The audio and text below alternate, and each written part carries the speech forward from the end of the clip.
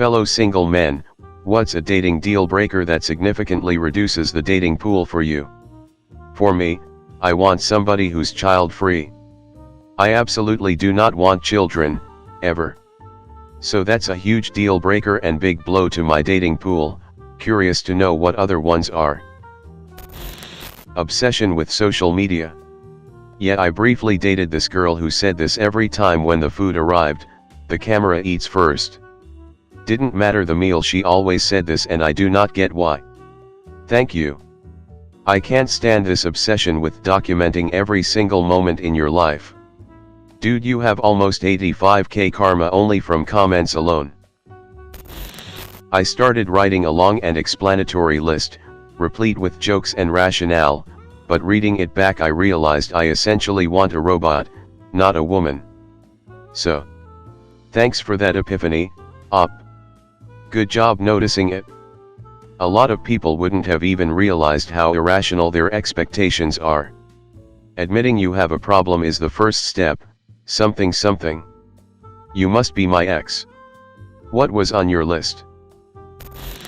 I was asked about what my deal breakers were the other night, and after thinking about it I said I could find the ideal person for me, but who's to say I'm their ideal person? It's probably pointless to think in those terms.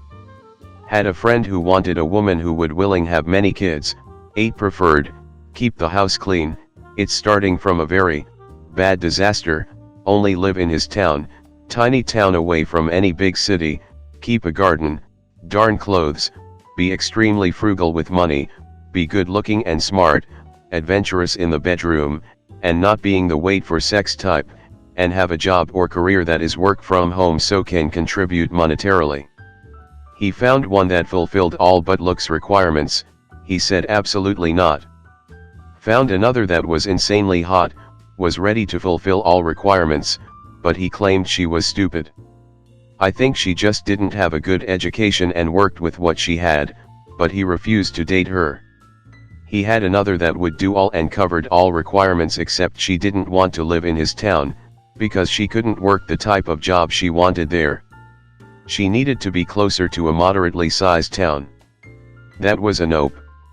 He pursued her for years, trying to talk her into his dinky stupid town. I noticed over time that if a girl wanted him, he always had something to prevent it working. And the ones that didn't want him, he desired the most. The thing I've learned, by not being in a relationship and really evaluating what went wrong with my last long-term one, is that you need to find someone with acceptable flaws. That is to say, no human is perfect, and no human, unless you date a clone of yourself, will be as precisely on your own page as you are. So you need to find someone that has flaws which you don't hate.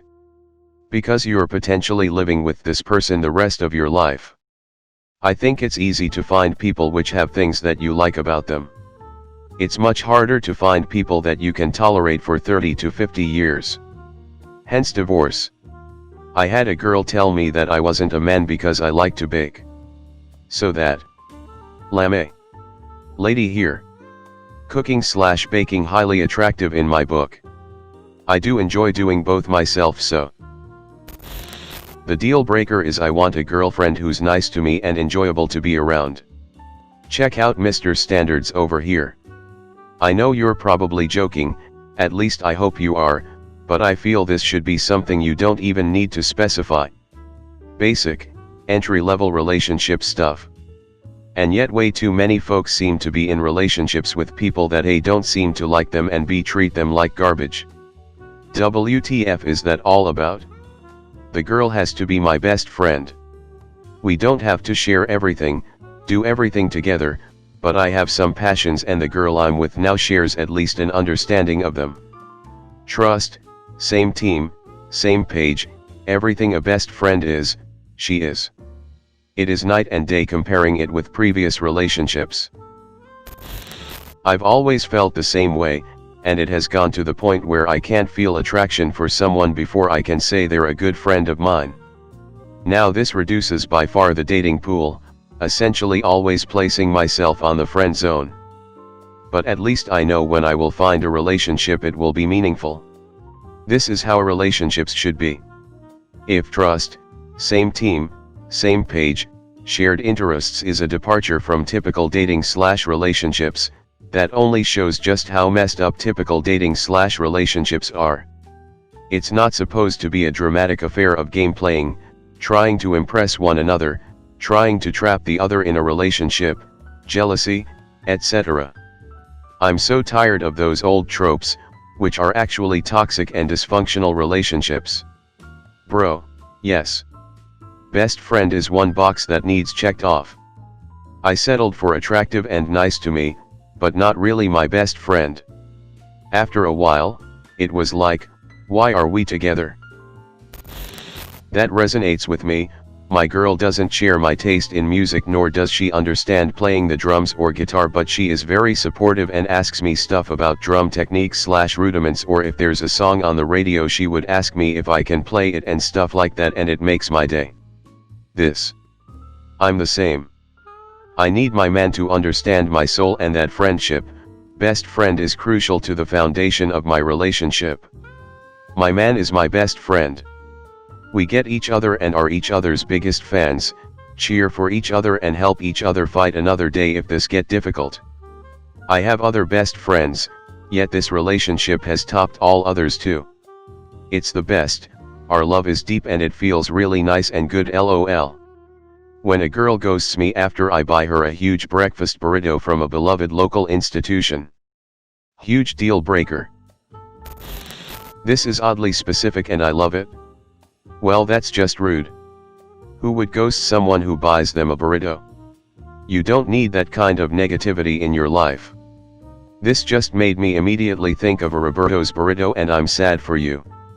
For me it was someone who didn't have bad debt. It was astonishing how many people I'd get involved with to find out they are 20k to 100k in credit card debt with no way to pay it down quickly, or financing/leasing a car well beyond their means. Sounds like you want someone who values financial freedom. Edit, didn't think this was going to get so many likes. Thanks. Holy shit, $100,000 in credit card debt. How does that happen? Yeah, if I'm marrying, no way I want to take on someone else's debt. Especially if I've maintained my finances to carry zero debt. There's the part about taking on the debt and then, to your point, the lack of impulse control and planning. It's a matter of principle. If they can't resist the urge to overspend by leasing a new Range Rover, then what else can't they resist? I have student debt. I feel like a bum cause I haven't paid it off yet.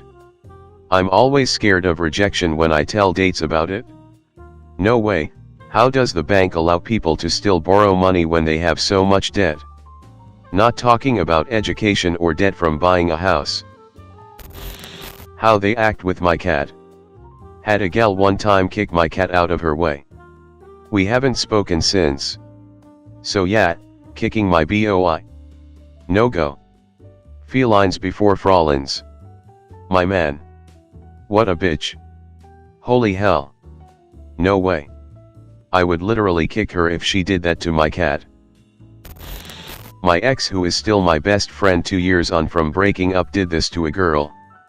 We were still living together after we broke up, and I told him he should invite a girl over and I would leave to give them privacy. Didn't want to cock block him. I came home the next day after he invited a girl over for the night and asked how it went. Nothing happened because the girl asked him to kick out our dog, so she got kicked out instead. Don't go over to someone's house and dictate how things should be. The fuck? Yikes. It's never just the cat, either. And if she does that in front of you, what does she do behind your back? Wise choice on your part. I am really only interested in people that have drive to do something. Whether it's a career, one or more hobbies, a cause of some sort, or all of the above. Turns out there are a ton of people, not just women, that lack this. =. Wait, you're saying you don't want someone who just scrolls on their phone all day with no goals or aspirations? Weirdo. LOL, seriously though, it's so rare to find someone who has hobbies or passions outside of social media. It's sad, but also helps weed out the people you don't want in your life real quick. Try meeting people who go rock climbing, especially outdoors. People who do that are usually adventurous and goal-driven. Because rock climbing in itself is difficult and not fun when you're doing it in the moment, it's more of an achievement thrill. I actually much prefer someone the complete opposite. Lay in bed all day, watch movies, play phone games together. I mean, we both gotta work and both gotta do chores, but like one day a week for errands and we spend most of our time chilling, the best. I don't need to go hiking or always eating out or always worrying about having to entertain someone else. Low key is best key. This may only be a problem in Florida, but too many grown women want to spend all their free time at Disney World, and want so badly to be a Disney princess. I honestly think it's a little creepy. You want Disney creepy? Try living in Tokyo, where it seems that 2/3 of adult women and 1/2 of adult men literally worship in the Church of Walt, at the altar of the mouse. Wow. Never expected to get this kind of reaction. And I just found out it's my cake day. Thanks guys. LOL, are you in the Orlando area? I can't believe this is a thing. Kinda sounds like Disney is a hangout now.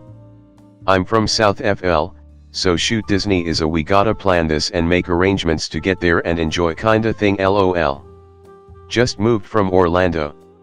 This is wildly accurate. Used to see a girl who went to Halloween Horror Nights 3x a week every week it was open. 90% of the girls/women in Orlando are obsessed and go on a weekly basis, and their dating profiles say stuff like just looking for someone to go to Disney with me every weekend. Biggest turnoff ever, and really narrows the dating pool in the Central FL area. People will think this is an exaggeration, but it's not at all. It's a really weird phenomenon. In Cali, in any city near Disney, many men are the same way. I'm a straight woman, so I see men on the dating apps, obsessed with Disney. My friend in SoCal, works at Disneyland, said there's like a whole genre of people that like light cosplay Disney. Like a girl would wear blue shorts and a yellow shirt and a bow and she's lightly Snow White. It was crazy. It's like a cult thing. I love going to the theme parks, but that's a bit much for me. Yeah, this is a Orlando thing. People will also move across the country to work for $15 at Disney. It's a cult thing, and if you live in Orlando, no doubt you've met one of these Disney-obsessed freaks before. She smokes so much that being high is basically her personality. This is new. Vape culture has really been a turn off. You had me at she smokes. Edit, to clarify, I meant any type of smoking, not just weed. I dated a woman who would ask me to come over just to smoke and watch TV.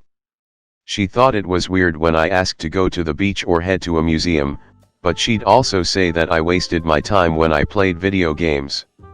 They can be confusing sometimes, man. I just don't get it. I don't like the I'm a princess/queen so treat me like one attitude. You are probably just as much of a mess as any other person, been through ups and downs with tons of problems up ahead and a personality that is, like everyone else's, far from perfect. For the love of God, be humble. Everyone has been through sh*t, so maybe looking for someone to set life to easy mode isn't the biggest idea, but maybe look for someone who has your back when you need him to and who you can back up when he needs you. Treat me like a queen, okay, pulls out guillotine. I'm a princess/queen so treat me like one. Lock her up in a dilapidated tower and marry her off to a rich nobleman to strengthen your alliance. As a 33-year-old man, child-free. A lot of women in that dating range have babies. Misread this as rabies. I feel the same as a 31-year-old child-free woman. It seems to be extremely rare to find an actual child-free man. They either already have kids or want kids eventually. And when I finally do find one that is close to my location, we are not compatible in some other way. Being child-free cuts the dating pool so much. This even happens with girls in their early 20s.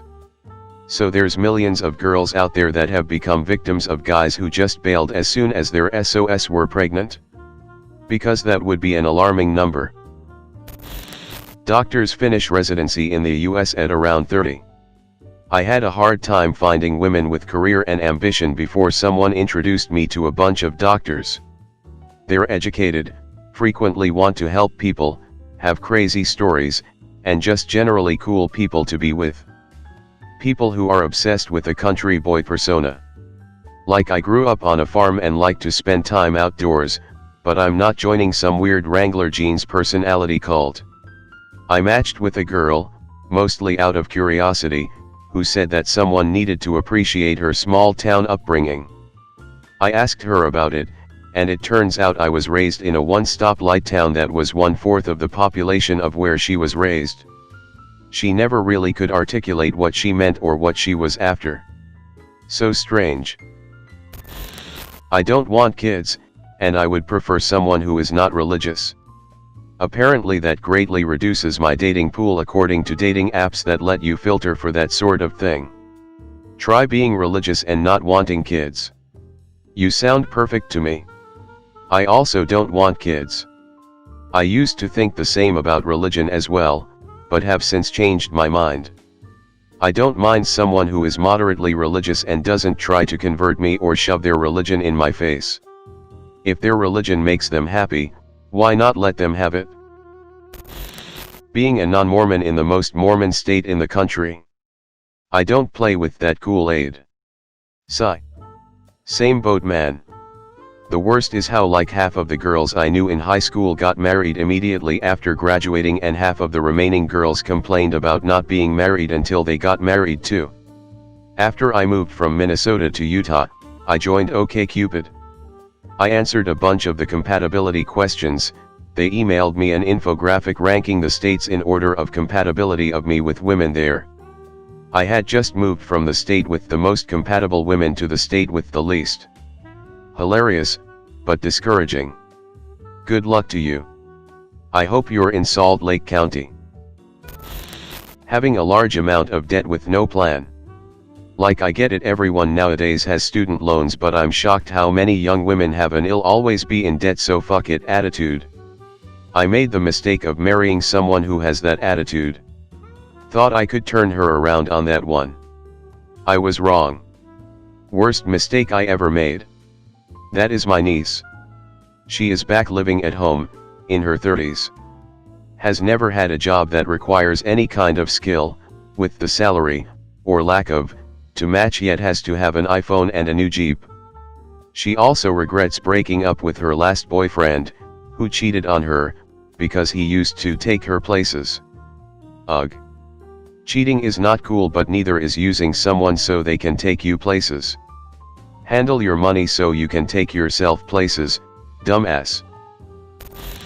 Needing to have a television in the bedroom, or needing to fall asleep with the TV on are hard no-goes.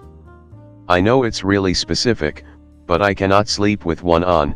Things like sudden loud noises, bright scene transitions, and laugh tracks all jolt me awake.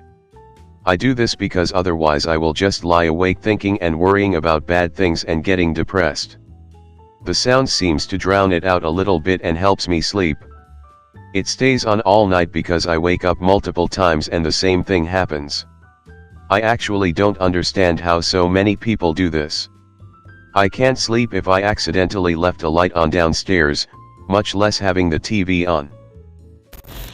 This is what recently caused the end of a budding relationship of mine. First night at her place, and she falls asleep with Maverick, old Mel Gibson movie, on, loud, in the background.